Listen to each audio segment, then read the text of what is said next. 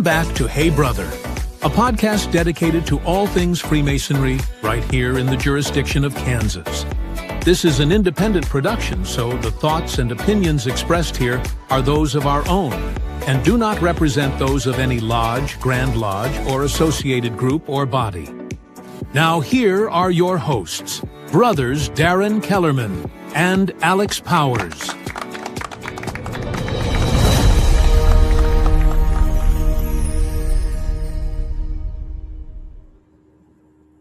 Hey, brother. Hey, brother, how are you? You know, it's hard to tell because you use the virtual background as well, but for some reason it doesn't look like Kansas. I don't does know. not look like Kansas. This week I am sitting outside in Florida. Actually. Whoa! So decided to do the family thing, and we're down in Florida. After last week's show, I needed a break, and I'm sure everybody saw last week's show. People are like, but Darren, this is July 29, 2026. What are you talking about? Last week, Alex wasn't feeling well after a big MasoniCon weekend. So I said I would do the show, and I sat in front of the thing just like I am tonight and talked to myself for 25 minutes. Even had the kids on the not show. It was great. It was the best show ever. What do they say about past masters and technology? Oh, let me tell you. I was so proud of myself because I did it all. I did the thing, and for those that don't know, there's a button that says "Go Live" that apparently you're supposed to hit. So that's why I just love the fact that you sit there and you had your best performance ever. I mean, it was the best show ever. The kids came on. They were wearing their MasoniCon T-shirts as well. They showed off the firing cannons. They showed off their certificates from MasoniCon that they were part of the artillery brigade, the whole shebang. And I saw it. You nailed it. Best show ever. So welcome back. Glad to be back, man. And you know, for everyone razzing you, I think it is kind of funny that we've had so much trouble getting you on the show recently with your work conflicts and stuff, but you get halfway across the nation and here you are. Here I am.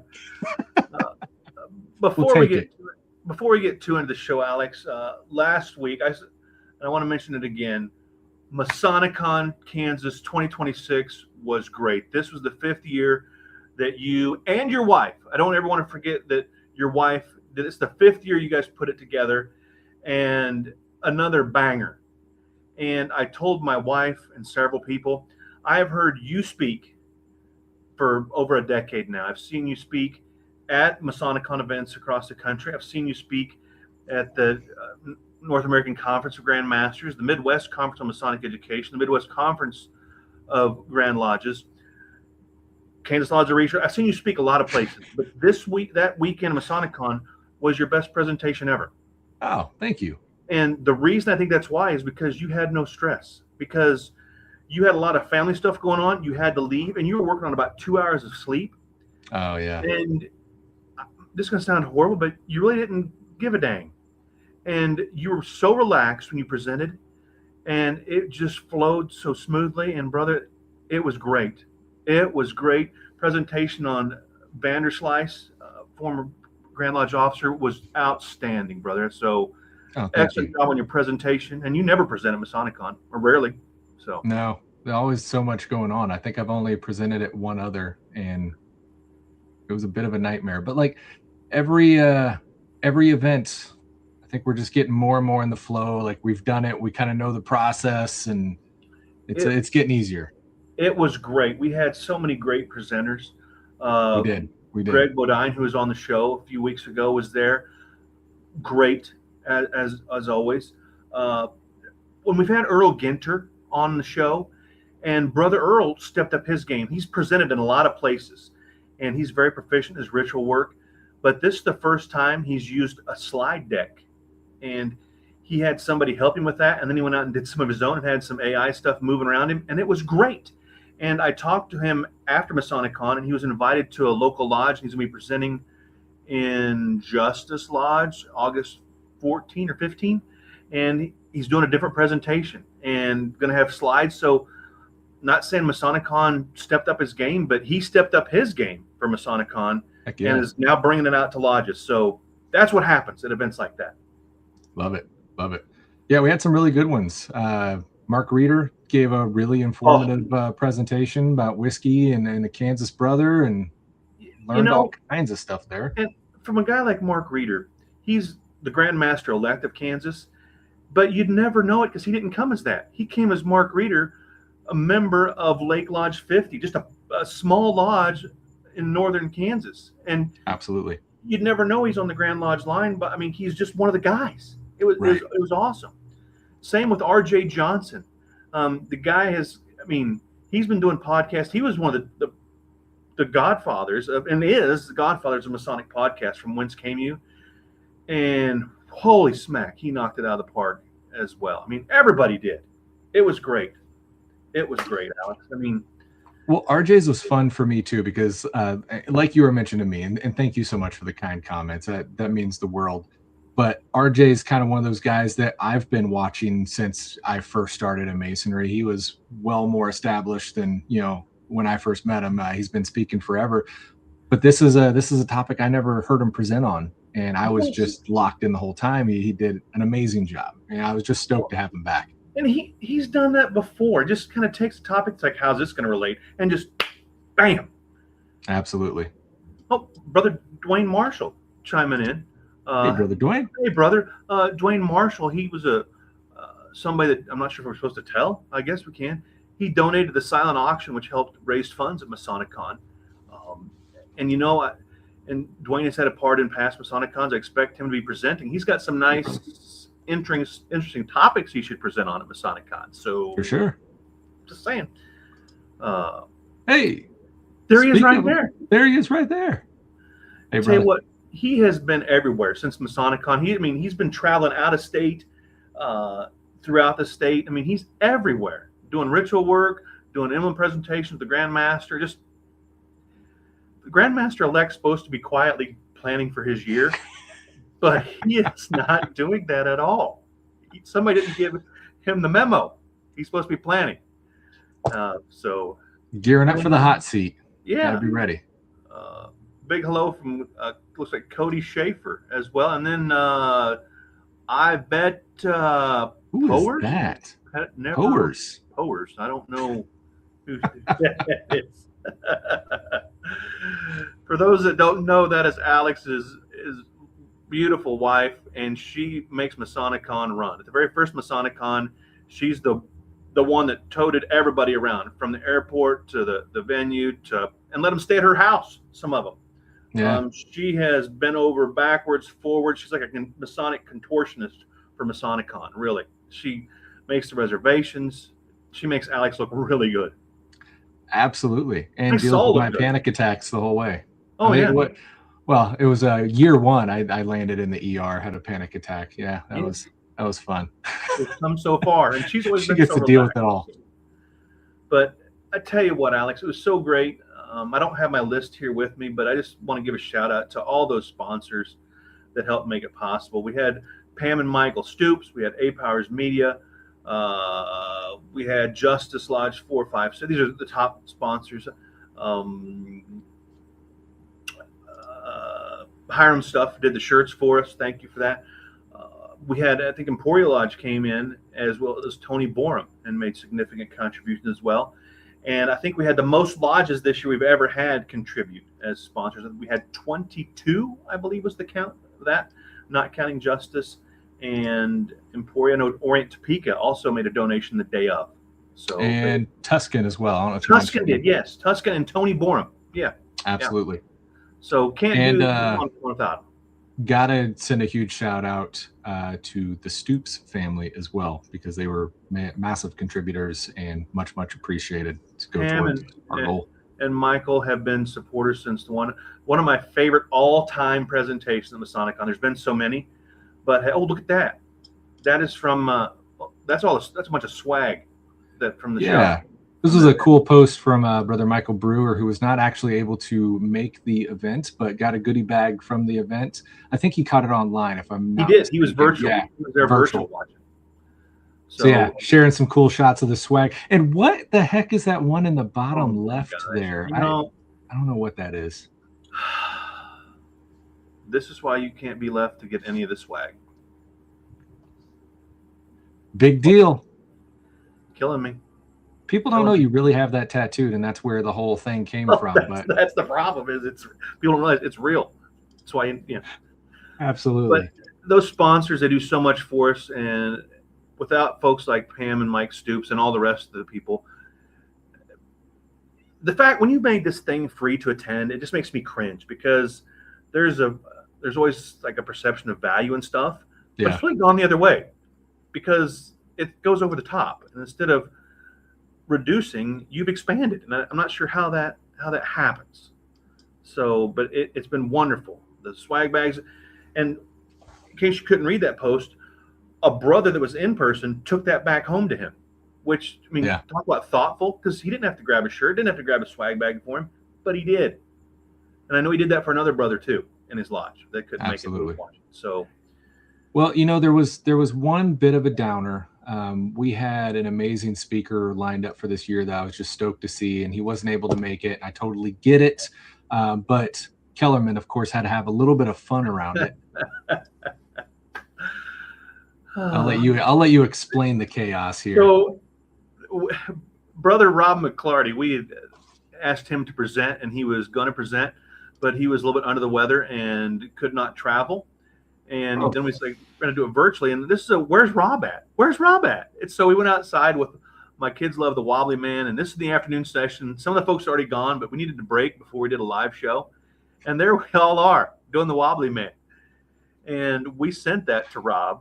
And he was very appreciative of that, because he was just not having a feeling good day. But that's what we do. Even though he couldn't make it in person, we sent that to him so he could be a part of the event. Absolutely. And there were several cars that drove by while those Freemasons. There's no explaining that. No. And this is outside of Rosedale Lodge 333, who was the host lodge again. It's a great lodge to be in. Those guys have been Rosedale amazing. 333, who I forgot them on the major sponsor list, but they are. And you know what the cost for that venue is? Nothing. I mean, which just adds to it. I mean, we can't do it without everybody pitching in like that. It's because we don't have, I mean, while the Grand Lodge supports it, that's all you've ever asked for from the Grand Lodge is it okay if we do this? Never asked them for a dime, and it works. It works great. The other thing that was cool was we had, one guy doing two things there. Dave Hendricks was there, and then we dimed him out as the Grand Master and made him come up and kind of give remarks as the Grand Master, but he also gave remarks as David Hendricks, Master Mason. And for a Grand Master to do that, I don't know. You and I have traveled a lot, Alex. It's just these Kansas leaders, guys like David Hendricks, guys like Mark Reeder, guys like Warren Hughes, guys like Mark Slabowski, and guys like Robert Nelson. Those guys, Mark couldn't make it because he had another event across the state, so he's representing the Grand Lodge elsewhere. But those Grand Lodge leaders popped in at Masonicon as themselves, not as Grand Lodge leaders. And that's been happening since the very first Masonicon. Yeah. And then they slipped out to do their other Masonic events across the state in their Grand Lodge role. So, I think that honestly just goes to show the dedication of the Grand Lodge, because Masonicon's not the only event that was going on that day. No. I wish it was, but we had some other amazing stuff going on throughout the state, and not just all in one area too. They were quite spread out. Like you mentioned, our other brother Mark was at a different location that couldn't get around, but Grand Master and Grand Officers were able to support all these amazing events throughout the state that day. It's just amazing. I mean, there they are right there. I mean, just, I keep hearing it. There we go. It's always a great day to be a Kansas Mason. It really is. Absolutely. And this is one of the first times I think I've actually seen the bus in person since the reveal at Grand Lodge, and they had it out there at Overland Park Lodge. Yes. It's been traveling. It was down in Iola last week. That thing is making the rounds across the state, slapped on with Square and Compass. It is great. Going around doing free cancer screenings. So if you're not from Kansas, this is one of the things that the other things that Kansas Masons do. A lot of our charity money goes to that on a state level. Yeah. Oh, it's fantastic to see it. I've heard the rumors and seen different renditions and stuff over the years, and was kind of wondering, and then boom, finally there it is. So Yeah, totally happy to see that out and about and making a difference in Kansas communities. It's great to see. Speaking of bringing the word, I saw a post from McPherson Lodge coming up for people that may or may not be Masons that want to learn more about Freemasonry. They're going to have I think it's going to be Discovering Freemasonry Night coming up in August. We're about 3 weeks away from that. I think August 14th there at the Lodge Hall. So if you're watching, 6 p.m. Yeah. So this is for that thing where if you got friends or just people that are wanting to know about Freemasonry, you take them to this event. Take them to McPherson Lodge, show it off. It's nice lodge. It's on the bottom floor. Well, it's only a 1-floor lodge building, and nice lodge building. Yeah. And speaking of Rob McClarty, that lodge was darn near dead. And Rob McClarty joined. He's not going to take credit for it, but he was one of those fireballer Masons that joined it and got them reinvigorated probably about 10, 12 years ago. And now McPherson is just a gem down there. They came up with the lodge logo of a kind of a learned eagle, which I should have been prepping for the show. Imagine that. But they do scheduled Masonic education almost a year out there, and generally have a decent crowd for it there in McPherson. So they've got it going on there at McPherson Lodge. So absolutely. I think it's a pretty cool idea, and it's a split idea between jurisdictions. I know there's some jurisdictions that strictly ban it, and some that are, I believe, make it mandatory. And I probably shouldn't say, but I want to say it's Texas that is mandatory for the open houses. I don't know that Kansas has ever said too much one way or another. I know we've pushed a lot of public events, but it's come and gone. And the Masonic Foundation jumped in a few years back, and they printed up some nice little placards for like officer stations. So if you did the Discovering Freemasonry or okay, not just a man.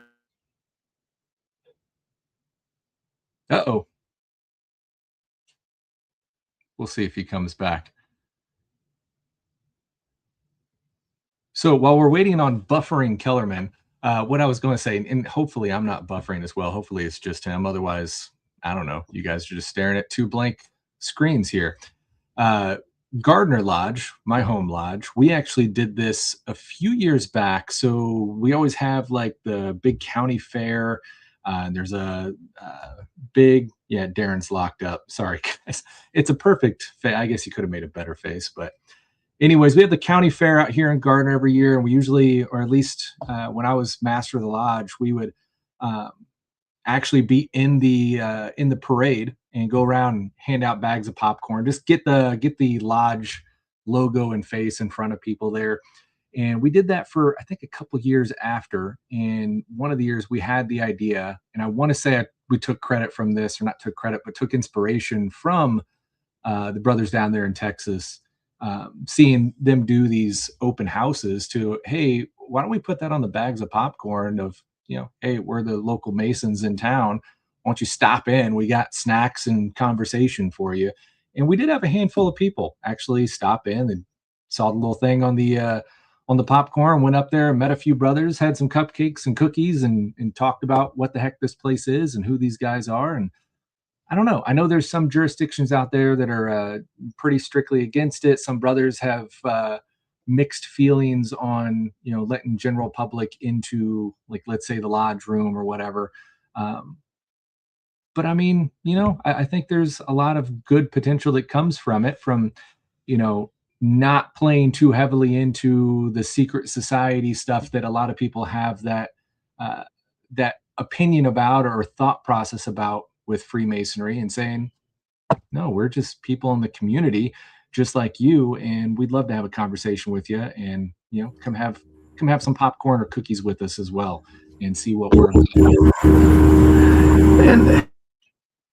mute your, try it again here. There we go. There we go. Apparently It's I'm blaming the turtles in Florida. It is turtle egg laying season here, so the turtles, by the time they start climbing out of the ocean right now. But Better turtles than gators. Exactly. So before I sketched out there and froze up, I saw that Patrick Carr had chimed in, and Patrick Carr is a member of McPherson Lodge, and been very active down there and bringing that Masonic education there. He's also been big in reinvigorating York Rite and some of the unity issues that's going on in Kansas. And he's a guy we probably need to get to Masonicon, Alex. Just saying. I know absolutely that day sometimes conflicts with York Rite stuff, but whether it's next 2027, 2028, Patrick's one of those guys that we need to get there. He's also a Kansas Masonic author as well. So wrote a book several years ago. So I know I can't make that invitation, but I'm telling you, Alex, let's get Patrick in. He's presented some great dig in deep papers, historical papers that require research. And it's just, again, he's kind of like RJ and the other guys, of course, compared to me that do simple stuff. Patrick digs in and does his research, and it blows my mind when he presents. I didn't know that.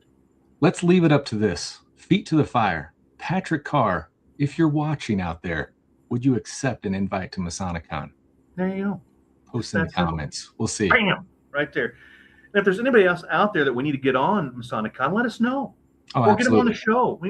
Heck, maybe we'll bring Patrick on the show. That's what we should have done. I would have been planning this. If I'd been doing my show, I did it last week, show prep. And it was amazing. We'll get Patrick on the show and just nothing but great comments. There you go. He's there. We go. Our first speaker for Masonicon Kansas 2027, Patrick Carr.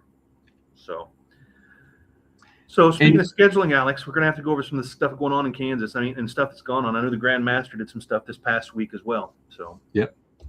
And I just throw a huge shout out there because Patrick Carr was actually one of our Founders Club speakers. The very first year one, did a fantastic job. It's been several years, so yeah, we're stoked to have that agreement to come on and have you back, brother. Looking forward to it very much.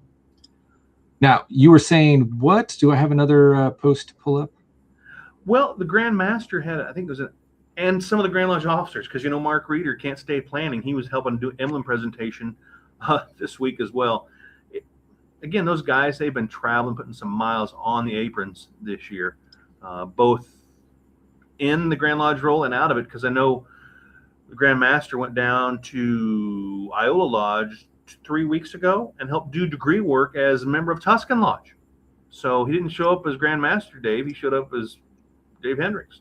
So, but there they are doing the emblem presentation right there. Look at those guys. And this was, what lodge you say? The Derby 160. Derby Lodge. I'm sorry, 160 combined years. What number is Derby? Do you know? Yep. I'm drawing a blank there, just south of Wichita. They have a big emblem presentation every year, have a meal, and it is crazy attended. 365. And the best thing about Derby Lodge, and I don't know that it was this year, but they wait till July to do it, and they make their cooks cook outside. They always grill outside. And it's wonderful. And then everybody wears suits on the inside, so it is just and it's very enjoyable. Always been very enjoyable. So. Heck yeah. Well, congratulations, brothers. It looks like we had 2 guys get a 50-year pin and 1 guy get a 60-year pin. Amazing. A lot of years of Masonic knowledge there. And I've said it 100 times, but like, you can't say it enough. These are the brothers that I love to stay just, well, you say 15, 20 minutes. Good luck on some of them. Yeah. But try 15, 20 minutes after lodge and just have a random conversation. Some of the coolest stuff will come up, stuff you never knew about your lodge, just, Masonic knowledge that they've gained over the years. Like, these are the guys you need to be talking to, 100%. And coming from me, it was, I don't know what the word is, but the Deputy Grand Master forgot his apron case. Well, it happens. It does. And I have learned more by shutting my mouth, which would be hard to believe, from those brothers. I've learned more about Freemasonry, period, from all those guys. We're so intent on wanting to tell our stories from the past 10 or 15 years. When you hear the guys tell the stories from 25, 50, or beyond. Yeah. Just amazing. So. Well, brother, I know we're coming up on the end of the show here. Yeah. You did, I believe, send me a couple pictures, Yeah. and you didn't tell me what the heck you were sending me, so I don't know what we're looking at here. So what this is the master of one of my lodge, Justice Lodge. That is Tom Rigg there. He's also a past master of Orient Topeka 17. And he is he's on vacation, obviously. He's out in Tombstone, and he's there at Boot Hill. And that picture right there, I'll make sure, but that's the obvious one to go to. That is Marshal Fred White. He got shot by Curly Bill, right? We all know that from Tombstone. But he also just throws out there that and Tom is a law enforcement officer, so he's visiting several law enforcement graves. And the other one he mentioned was Deputy John Gillespie, who's buried there. And if you can see right there, and there's some question about whether it's a real emblem or not. I'm sorry, it's a crappy small one. But John Gillespie is allegedly a Freemason, belonged to King Solomon Lodge number 5, which was one of the first lodges in Arizona when it was still a territory. So, and supposedly there was a Masonic funeral done there. I haven't kind of on the spot, but believe he was a Freemason. And Freemasonry is a big deal in Tombstone, even back then. All the old movies you watch and stuff, if there's a Freemason thing in there, they mention it usually when somebody gets killed, because there's going to be a funeral of some sort, and the Masons showed out for that usually. And that was one of the perks of being a Freemason, was that proper burial. So, and interesting. And that's really cool, man. I'm glad he was able to get out there and, of course, share it as well. That's the big thing. Yeah. So just shout out also here in Kansas, if you're interested in doing Masonic funerals, reach out to your district area deputy, because we've got a new funeral ritualist program here in Kansas. And there's some testing you have to do to get credentialed or whatever. You can do funeral services without that, but this is the Grand Lodge of Kansas recognizing brothers who are putting in the work and doing some studying to do the funeral service. And past Grand Master and current Grand Lecturer Dale Morrow is in charge of that. There's been a lot of guys working on that. That program took probably 5, 7, 8 years to put together. But Masonic funeral service, and Alex, I think you've done it once, and you know how difficult it can be, but how rewarding it is. Yeah. How rewarding that is. Yeah, I did the Masonic service for my father-in-law. I have no idea how you do that, brother. I have no idea. It was a tough one. I've struggled through doing some mentors and stuff, but there's no better feeling for me than, it's a weird thing. We've talked about it once or twice, but I get it every Masonic funeral service is fulfilling a promise that was made to a brother on the very first day that he became a Mason.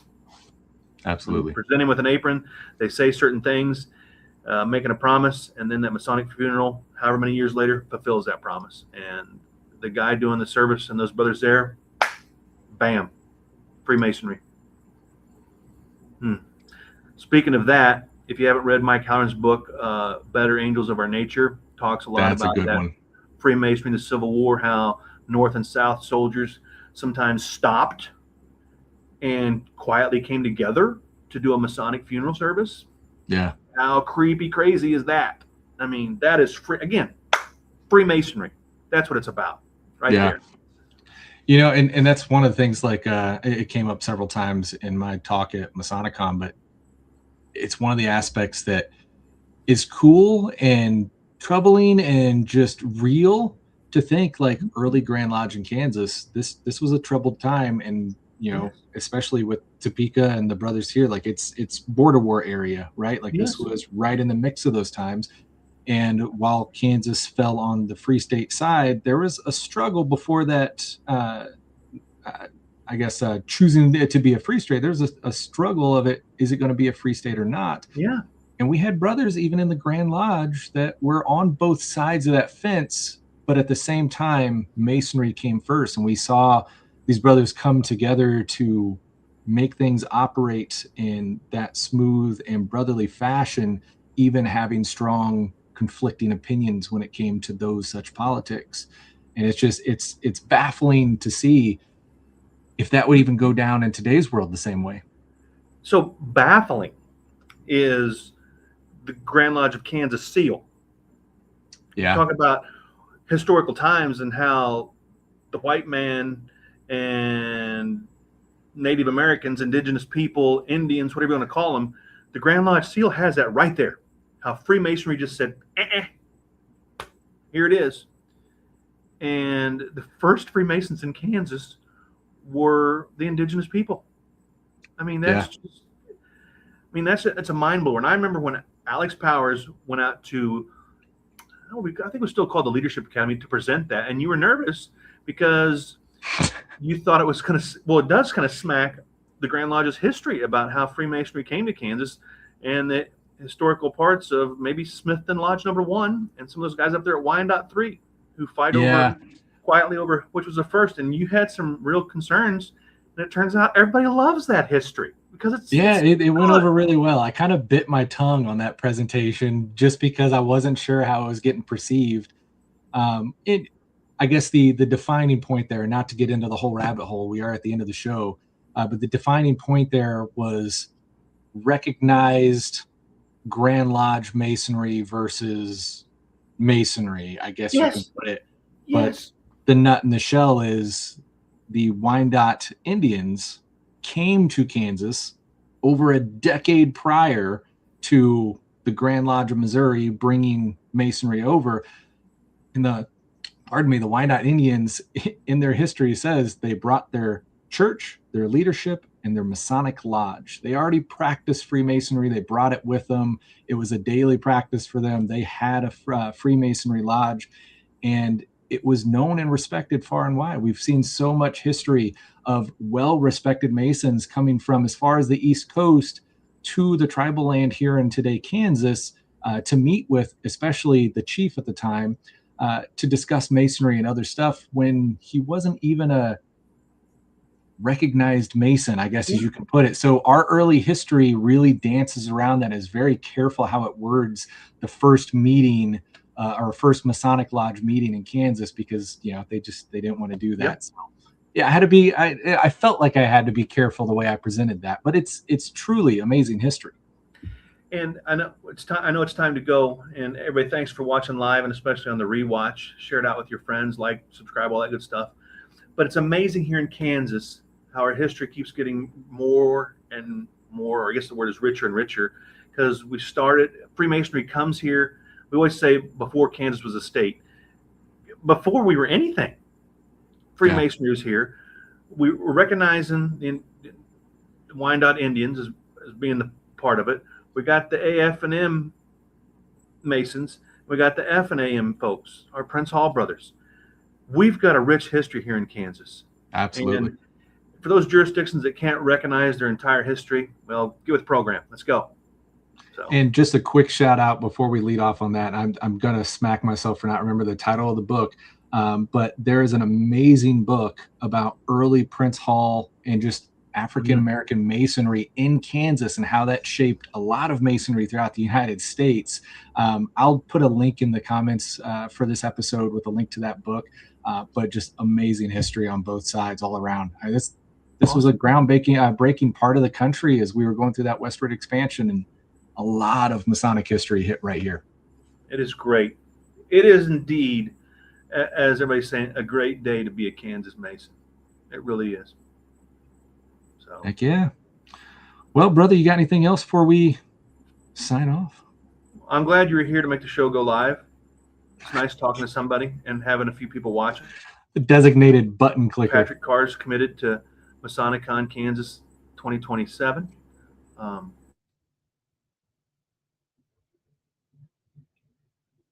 And Kellerman is locked up once again. So I guess with that, he did his little Irish goodbye. Brothers, thank you so much for sticking around. Make sure you like and subscribe. We'll keep growing, keep coming back to you and let you guys know what is going on in Kansas Masonry. Check us back out next week, Wednesday night, 8:30 Central. Until then, guys, get to Lodge. Have a great week. Thank you all so much.